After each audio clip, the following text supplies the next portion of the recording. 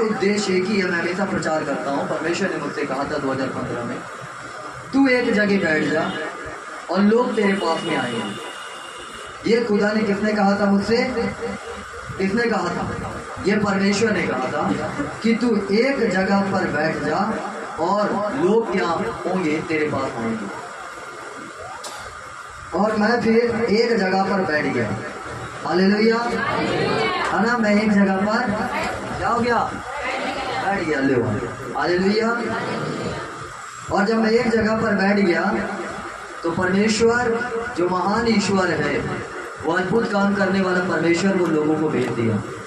आज कोई उम्मीद ही नहीं थी, मेरे को ऐसा लगा कि शायद कोई नहीं आएगा, डर के हमारे भाग जाएंगे, है ना। लेकिन आपका प्रेम देख के मुझे बड़ी ताकत मिल रही है ना, कि अगर आपका प्रेम ऐसे ही मुझे मिलता रहा तो एक दिन मुख्यमंत्री बनने से कोई रोक नहीं पाए। मेरे प्रियो, ये बात आज आपको जाननी है कि कल मैं यहाँ पर बैठ के प्रचार कर रहा था और मैं आंसू को बहा रहा था। मैं YouTube लाइव होने जा रहा था और मैंने परमेश्वर से एक ही बात कही। बैठा उससे पहले मैं रोया और मैं एक ही बात बोला, प्रभु जी मैंने क्या बिगाड़ा किसी को, मेरी दुश्मनी किससे? यही बात मैं रोते हुए यहाँ पे बैठ गया कुर्सी में शाम के समय। और परमेश्वर ने एक वचन दिया और वचन ये था कि यहोवा का आत्मा तुझ पर है और उसने सुसमाचार सुनाने के लिए तेरा अभिषेक किया। और जैसे ही ये वचन मुझे मिला, मेरे प्रिय, एक ताजगी मेरे अंदर आ गई, एक ताकत मेरे अंदर आ गया कि परमेश्वर आप मुझसे प्यार करते हैं और वचन के द्वारा आप इसे प्रूव करके दे रहे हैं कि मैं तुझसे प्यार करता हूँ और मेरा आत्मा तुझ पर है। हालेलुया। और उसके ऊपर जब 60 अध्याय को हम पढ़ते हैं और उसके अंतिम पद को, तो वहाँ लिखा है कि छोटे से छोटा एक हजार हो जाएगा और सबसे दुर्बल जाति एक सामर्थी जाति बन जाएगी। हालेलुया। छोटे से छोटा क्या होगा? 1000 हो जाएगा और सबसे दुर्बल जाति एक सामर्थी जाति बनेगी। ये एक प्रतिज्ञा परमेश्वर ने कल के दिन दिया। आपको पता, मैं कभी किसी पास्टर के बारे में नहीं बोलता, मैं किसी अगुओं के बारे में नहीं बोलता, मैं किसी चर्च के बारे में नहीं बोलता। बहुत सारे लोगों का मैं प्रीच सुनता हूँ, कोई बोलते पेंटिकॉस्टल ऐसे हैं, कोई बोलते प्रोटेस्टेंट ऐसे हैं, कोई बोलते रोमन कैथलिक ऐसे हैं, कोई बोलते ये ऐसे हैं। लेकिन मैंने आज तक की इस सेवकाई में कभी भी किसी के चर्च के बारे में, कभी भी किसी के अगुवे के बारे में, और कभी भी मेरे प्रिय ये मैं किसी धर्म के बारे में, किसी जात के बारे में, या किसी लोगों के बारे में, या किसी के भगवानों के बारे में मैंने आज तक कभी नहीं बोला। हालेलुया।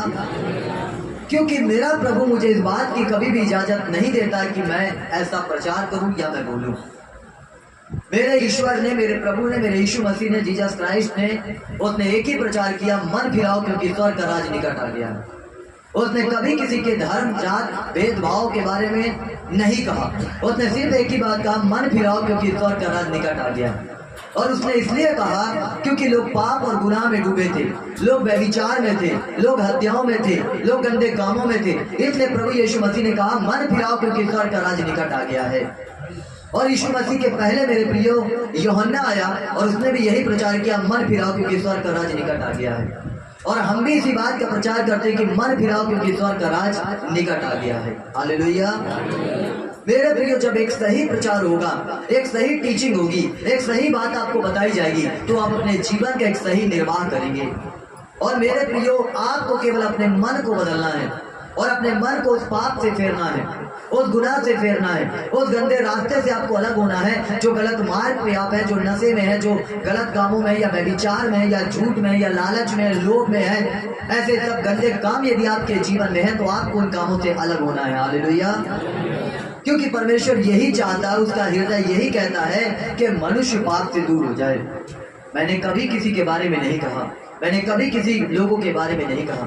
और जब मैं कल रात को, एक प्रभु की बेटी ने एक बैनर बना के हमारे चर्च का भेजा, तो मैंने बोला ये बैनर लगाऊं कि ना लगाऊं? लगाऊंगा तो पता चल जाएगा कि मनुष्य है, थोड़ा सा वो तो होता है। लेकिन मैं बोला नहीं, जो कुछ हो रहा है सब परमेश्वर के अकॉर्डिंग, परमेश्वर के अनुसार हो रहा है।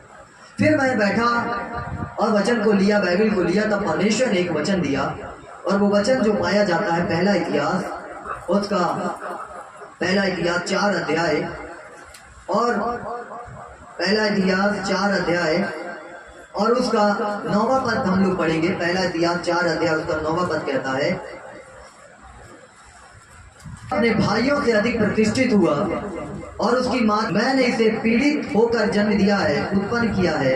इस्राएल के परमेश्वर को यह कहकर पुकारा, भला होता कि तू मुझे सचमुच आशीष देता और मेरा देश बढ़ाता और तेरा हाथ मेरे साथ रहता और तू मुझे बुराई से ऐसा बचा रखता कि मैं उससे पीड़ित ना होता। और जो कुछ उसने मांगा वह परमेश्वर ने उसे दिया। हालेलुया। आज के दिन में ये वचन आज हमारे लिए और आपके लिए है। परमेश्वर ने एक आशीष दी और ये कहा कि भला होता कि तू सचमुच मेरा उद्धार करता, भला होता कि तू सचमुच मुझे आशीष देता और मेरे देश को बढ़ाता, मेरी सीमाओं को बढ़ाता, मेरे राज्य को बढ़ाता, मेरी सेवकाई को बढ़ाता, भला होता। और जैसी वो प्रार्थनाएं कर रहा था, कल जब मेरा बैनर मुझे मिला तो पहले तो मेरे मन में बहुत से विचार आए, बहुत से सवाल आए, लेकिन जब मैं प्रार्थना किया और मेरे को परमेश्वर ने वचन के द्वारा ये वचन दिया के बारे में है। और मेरे प्रियो, जब इसे पढ़ते हैं यावेस जो है यहाँ पर लिखा उसके बारे में, जब हम समझते हैं कि यावेस ने परमेश्वर ने प्रार्थना करी, यावेस ने कहा कि परमेश्वर भला होता कि तू मुझे आशीष देता, भला होता कि तू मेरे देश को बढ़ाता, भला होता कि तू मेरे राज्य को बढ़ाता, तू मुझे सेवकाई को बढ़ाता, मुझे ब्लेस करता। ऐसा इसने प्रार्थना किया और जब इसने ऐसी प्रार्थना करी तो मेरे प्रियो नीचे ही लिखा कि परमेश्वर ने उसकी सुनी और उसके देश को और उसे बढ़ा दिया। हालेलुया। जब मैं कल शाम को बैठ के प्रार्थना कर रहा था, रात को प्रार्थना कर रहा था, मैंने परमेश्वर से कहा कि प्रभु जी, मैंने क्या बिगाड़ा है, मैंने क्या किया परमेश्वर। आज तक मैंने किसी के अगुओं के बारे में, किसी लोगों के बारे में, किसी चर्च के बारे में कहा, लेकिन परमेश्वर आज लोग मेरे खिलाफ में, मेरी सेवकाई को बर्बाद करने के लिए ऐसा करते हैं। लेकिन प्रभु, मैं भी तूने अगर मेरा न्याय नहीं चुकाया तो मैं तेरा दास नहीं, है ना। अगर खुदावन तूने मेरी मदद नहीं करी तो फिर मैं तेरा दास काहे का।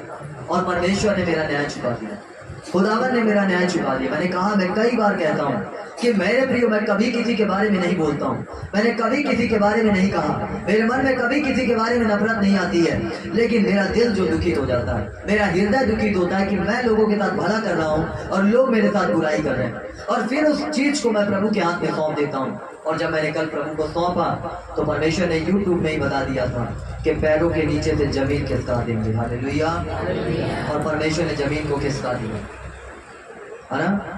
तो कोई भी हो, परमेश्वर ने मुझसे कहा था, तेरे शत्रु अगर एक मार्ग से घुसेंगे तो 7 मार्ग से उनको भागना पड़ेगा। क्योंकि मेरे प्रियो, ये काम मैंने कहा मेरा नहीं है, ये काम है स्वर्ग के परमेश्वर का, उस यहोवा का काम है और सेनाओं के परमेश्वर का काम है, ये काम मेरा नहीं है।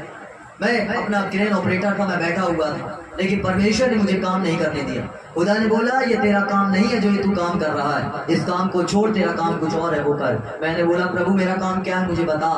परमेश्वर मेरा काम क्या मुझे बता। परमेश्वर ने बोला, तेरा काम है कि तू लोगों को उद्धार दिलाए, तेरा काम है कि तू लोगों को बचाए। और वो समय है 2015 और आज का टाइम है कि मेरे प्रियो, मैं बस लोगों को उद्धार के बारे में प्रचार कर रहा हूँ। हालेलुया।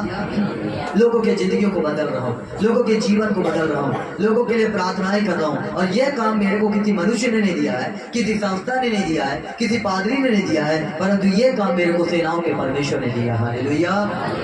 और जब उसने मुझे ये काम दिया है तो वो मेरी सुरक्षा भी करना चाहता है ना। हम मनुष्य हैं, लोग हमें डराते हैं, धमकाते हैं, भय उत्पन्न कराते हैं, और मैं कई समय तक सोचता रहता हूँ। मैं कभी भी किसी के बातों में नहीं आता, मैं सोचता हूँ, और सोचते मैं यहाँ तक सोचने लग जाता हूँ कि प्रभु, आपने कहा मत डर क्योंकि मैं तेरे संग हूं, इधर उधर मत ताक क्योंकि मैं तेरा परमेश्वर। और जब मैंने इधर उधर नहीं ताका, मैंने अपना दिल और दिमाग कॉन्सेंट्रेट सिर्फ और सिर्फ यीशु मसीह की ओर लगाया, अपने ध्यान को यीशु मसीह की ओर लगाया, तो यीशु मसीह ने भी कल शाम को मेरा ध्यान इस यावेस के ऊपर लगा दिया कि देख यावेस कौन है। पता यावेस कौन है? मालूम है यावेस कौन है? यहूदा के वंश में से। यहूदा कौन है? कौन है यहूदा? यहूदा लिया का चौथा बेटा है। कौन है? चौथा बेटा है। और लिया किसकी पत्नी है? किसकी पत्नी है? लिया किसकी पत्नी है? याकूब की पत्नी है। याकूब किसका बेटा है? इसहाक का बेटा है। इसहाक किसका बेटा है? अब्राहम का बेटा है। और ये आशीर जो थी, ये चौथा जो बेटा लिया का पैदा हुआ, और याकूब ने प्रेम किससे किया था? राहेल से। मिली कौन मिली? लिया, क्योंकि धोखे से उसके ससुर ने उसका शादी लिया के साथ कर दिया और बोला 7 साल और सेवा कर, दूसरी कभी विवाह तेरे साथ कर दूंगा, है ना। और फिर वो औरत के लिए क्या किया, उसकी सेवा किया और राहेल से भी शादी कर लिया उसने, है ना। एक लंबी कहानी है। और राहेल क्या थी, बांझ थी, और लिया क्या थी, बच्चों को 1 साल बाद एक बच्चों को, 2 साल बाद फिर एक बच्चे को जन्म देती जा रही थी। और कुछ समय बाद उसने यहूदा को भी जन्म दिया, और उसका ये वंश है याबेस। हालेलुया। उसका वंश कौन है, याबेस। समझ रहे इस बात को। और याबेस को परमेश्वर ने कहा, क्योंकि याबेस बड़ा दुखित हुआ, परेशान हुआ, और उसने कहा परमेश्वर तू सचमुच मुझे आशीष देता। अब याबेस क्यों आशीष पा रहा है, रीजन क्या आशीष पाने का, उसका क्या कारण है कि याबेस आशीष पा रहा है, क्योंकि वो याकूब के वंश में से है। याकूब का वंश है, है ना, उसका वंश है। और याकूब किसका वंश है, किसका बेटा है, इसहाक का। इसहाक का बाप कौन है, अब्राहम। और अब्राहम को परमेश्वर ने क्या कहा था, क्या कहा था, आकाश के तारों को गिन और पृथ्वी के धूल के तिनकों को गिन ले, ऐसी ब्लेसिंग मैं तुझे दूंगा। हालेलुया।